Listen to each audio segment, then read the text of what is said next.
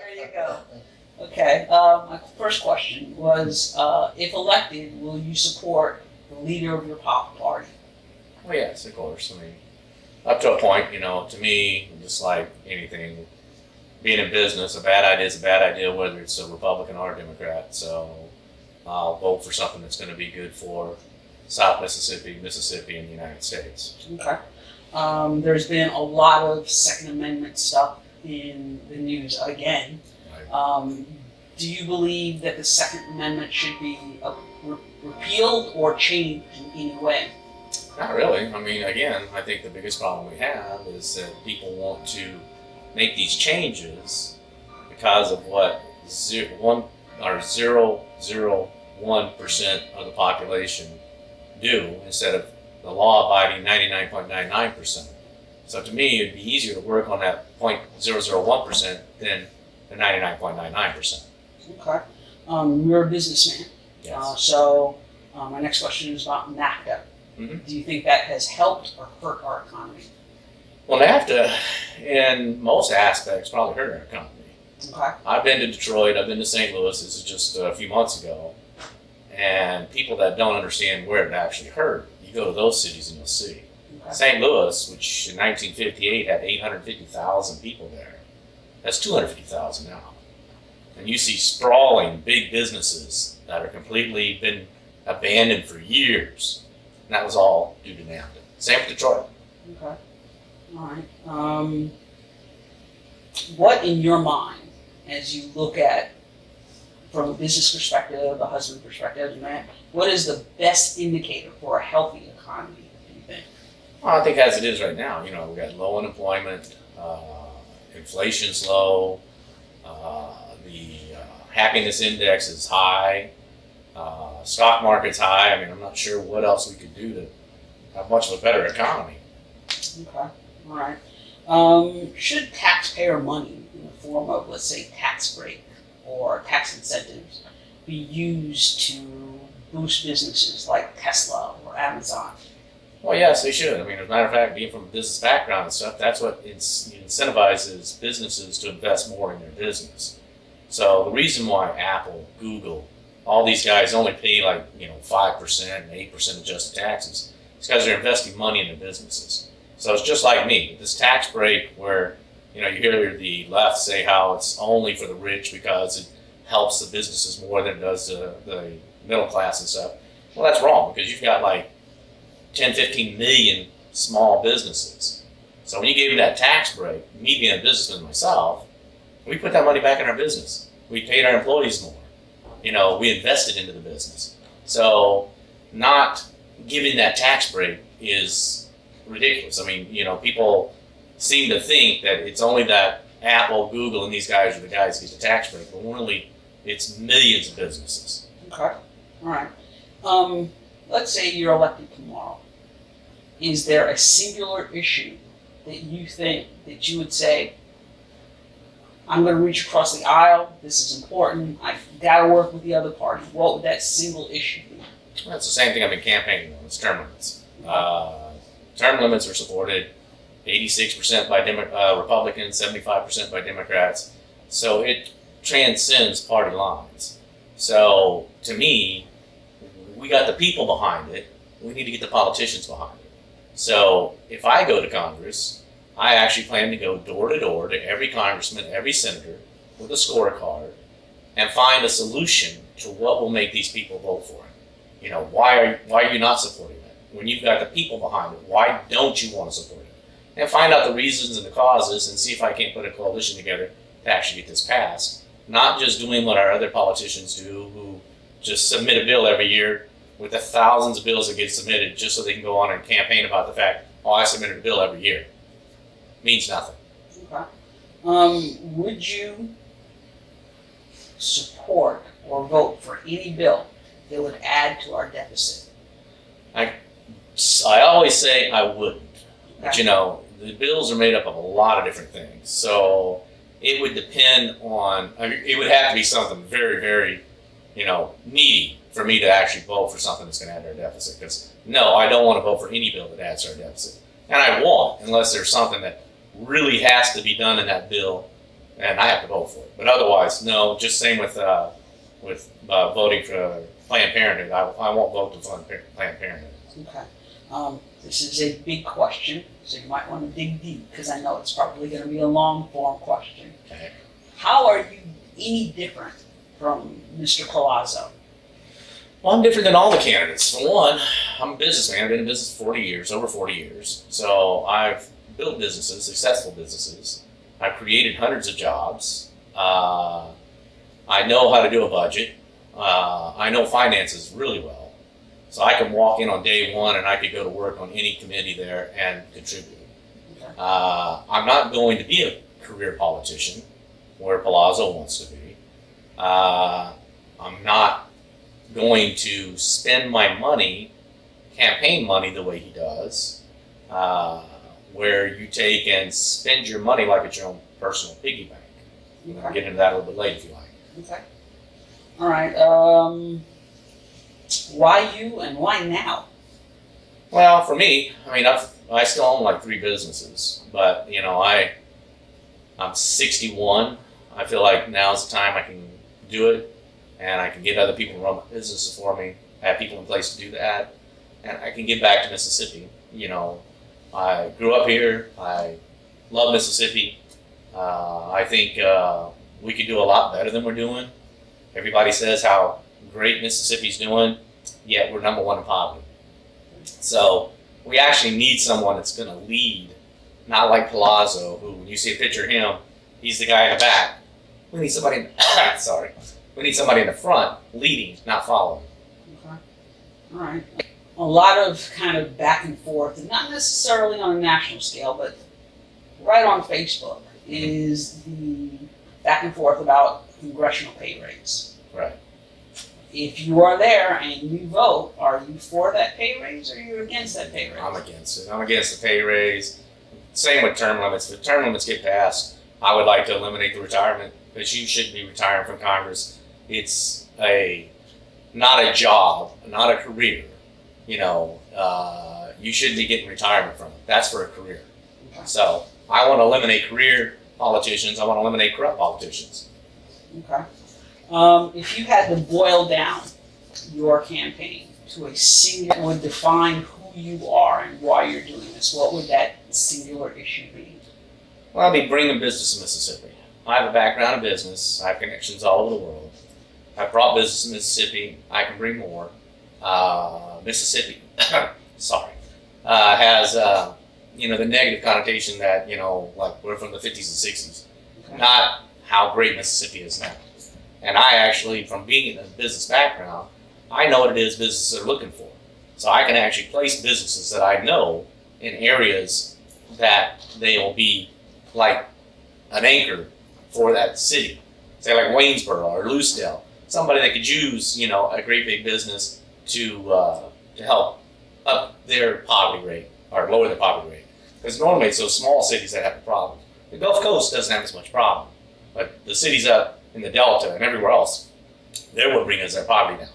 So if we could go out there and help develop businesses that bring the 200 to 250 people businesses, I think that'll help out in a lot of these smaller towns. And the selling point is, our land's cheap, electricity's cheap, water's cheap, taxes are cheap comparative to anywhere else. We're giving up businesses to Georgia, Texas, Utah, that we could get, Tennessee, if we actually went out and tried to attract these businesses. It's like when Amazon was looking for a headquarters. None of our representatives went there and sold Mississippi on them. If they spent $1 billion here, it would be like spending $10 billion in New York. And the quality of life would be a lot better. You could be even at Waynesboro, you're an hour away from the beach, the casinos. You're an hour and a half away from New Orleans, an hour and a half away from Mobile. The quality of life here is way better. And if you know how to sell that, we can actually attract some jobs here. Okay. All right. Well, you've been on radio shows and talking for a few weeks about something that you went after Mr. Palazzo about. Would you care to elaborate? Yes, I actually, because financial is my background, raising our building businesses and stuff. I can take a look at the financial statements and I can see abnormalities. And going through his FEC filings, I saw some things that seemed a little strange. Sorry. So, if you took and looked at his FEC filings and what he spends his money on, and you look at his financial disclosure for Congress, he's got a company he has as an asset called Green Acres LLC, which is a 40-acre farm in Perkins, Mississippi. And it's way out a dirt road out in the middle of nowhere. Now, his campaign pays him $3,000 a month rent on it. You want to go back? We're going to talk about the FEC filings from Mr. Palazzo. He was saying that his company... well, Green Acres LLC is owned by Stephen Palazo, which is on his financial disclosure for Congress as a personal asset. And he pays himself, or he pays rent to it for $3,000 a month. And he just started that back in like 2017 or 18. And that's actually a personal possession. Okay. And you can't pay out of your campaign finance funds for your personal possession. Okay, well, why don't we just go ahead and do this? Are you alleging something actually criminal, or are you saying it's just ethically No, gray? it's actually criminal. That's Okay. the FEC is actually investigating right now. Okay. And besides that, if you go Google his campaign offices, Mm-hmm. well, he's never had one. He's got congressional offices, but he's never had a campaign office. Okay. But yet, for the last 2 to 3 years, he's paying campaign utilities. But I actually went to one of his congressional offices in Gulfport, talked to a young lady there, very nice, and I just went and asked her, so where's your his campaign offices? We don't have any. We have reps out in the field. And I said, okay. So even according to his campaign, or his congressional offices, they don't have campaign offices. So how do you take and have a write-off or expenditure for utilities, lawn care, if you don't even have a campaign office? Okay. All right. Well, based on it, you seem like a man who does his research real well. That's just the tip of the iceberg, though. Okay. There have been allegations before Mhm. Against Mr. Plaza, where they were investigated and they had one of the alphabet soups come to Mississippi and sit down and talk about it, and nothing came of it.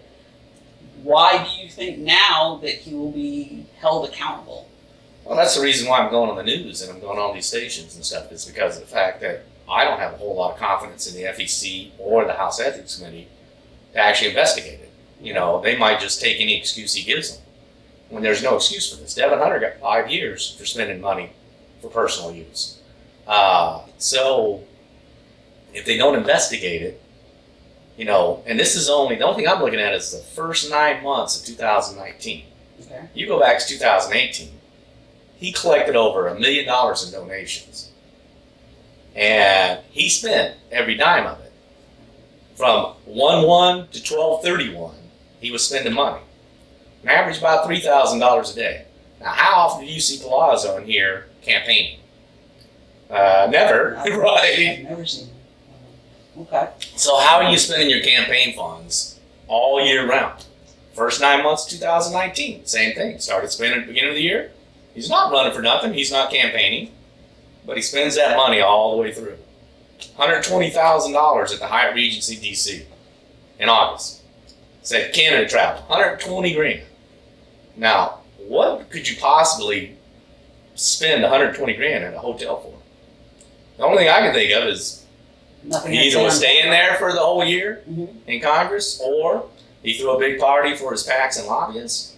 But whatever it is, it's not right, because, you know, that money could go to a lot of other places that could use it. And I met with a lot of veterans organizations, and I told them the same story, and I said, wouldn't that $120,000 help you out more than a party for him? And every one of them were like, oh yeah, 120 grand would have gone a long ways for us. Okay. So, again, if I'm elected, whatever money I bring in, whatever I spend on my congressional race, whatever's left over, I'm going to go out and help people like CASA, all these veterans organizations I've been meeting with, homeless vets, Crusaders for Vets that help homeless vets. He's trying to build housing for homeless vets. That 120 grand would have gone a long way. He only needs 385,000 to build it, to start it.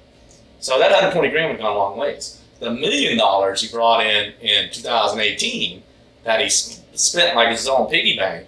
And again, I haven't gone through all that, but I've already seen so many abnormal things in there that I've been researching. I'll be willing to bet you there's just a ton of stuff in there as well too.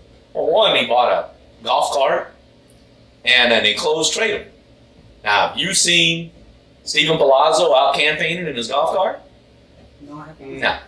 So again, how that gets through the FEC, to me, I don't understand. That's a personal, item. And you can bet it's at his farm up in Perkinson.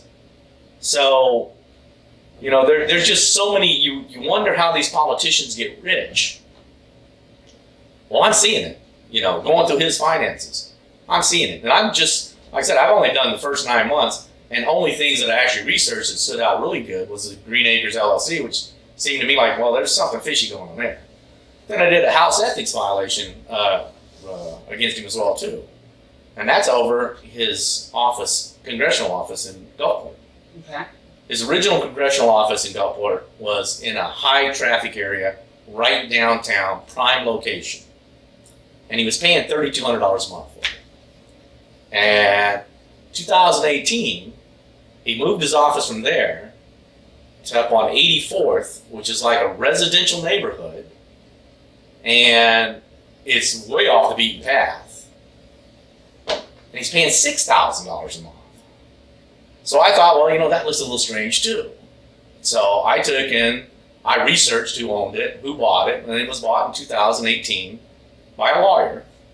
So I researched the lawyer. He owns a property company, and I called him and I emailed him to find out what properties they own. They never responded, so I'm thinking, well, maybe they only own one property.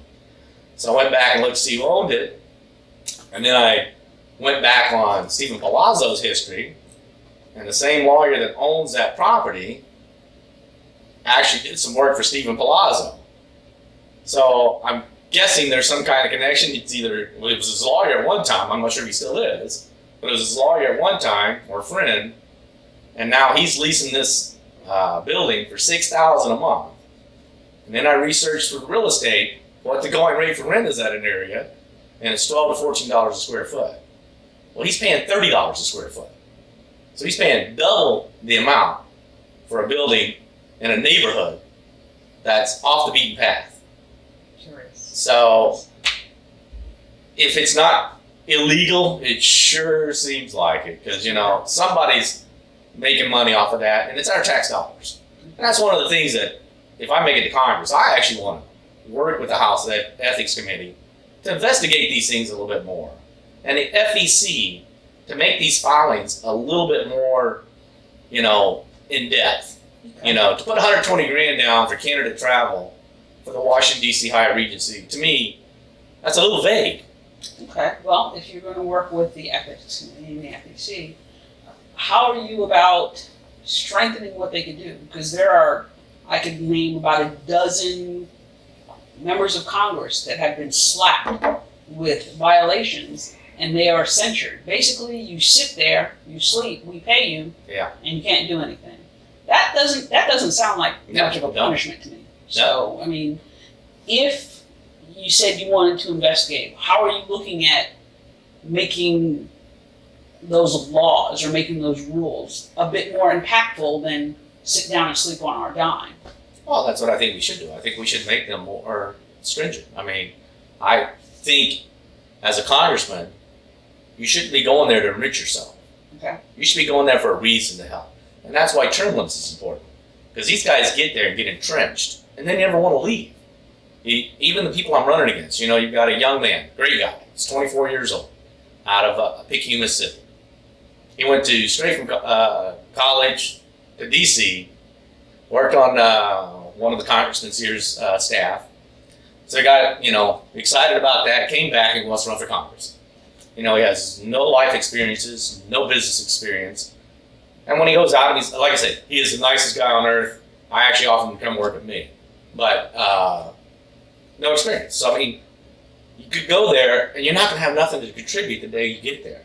Okay. You know, the other guy is a lawyer, personal injury lawyer out of Biloxi, which, you know, we've got enough lawyers there already, and, you know, Schiff, Nadler, and he's been a councilman for 7 years. So right now it's just, he feels his normal progression is to be a career politician to go to Congress, Senate, governor, whatever. Well, the difference is, I've already pledged that I'm only going to do 12 years if I get elected, and keep getting elected. I'm only going to go 12 years and I'm going to quit. You know, because again, that's the term limits I'm pushing: 12 in Congress, 12 in the Senate. So I'm going to abide by what I'm pushing.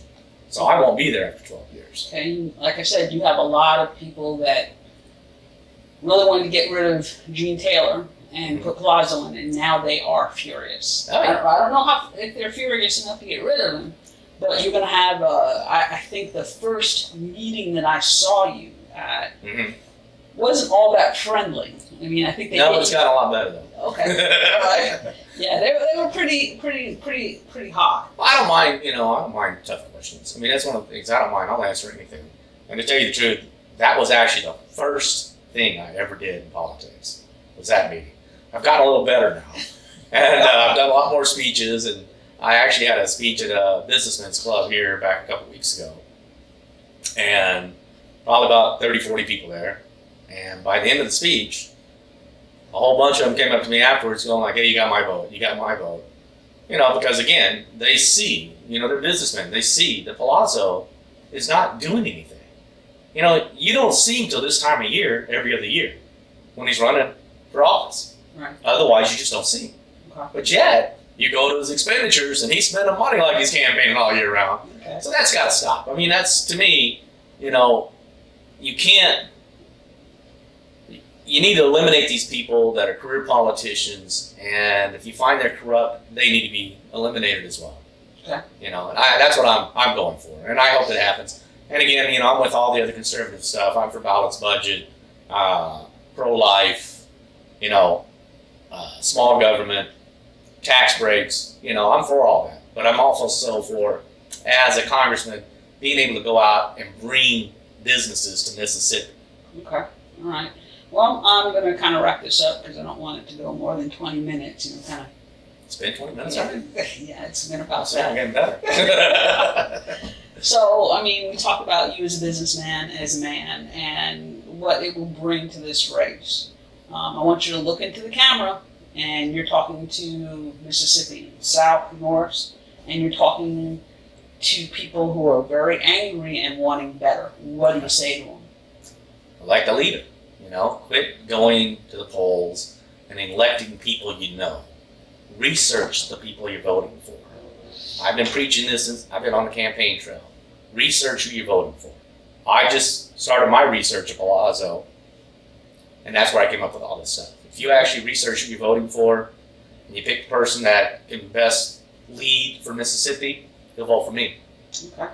All right. Last but not least, your name is, what district you're running from? Carl Boyanton, District 4, Mississippi. Okay. Thank you, sir.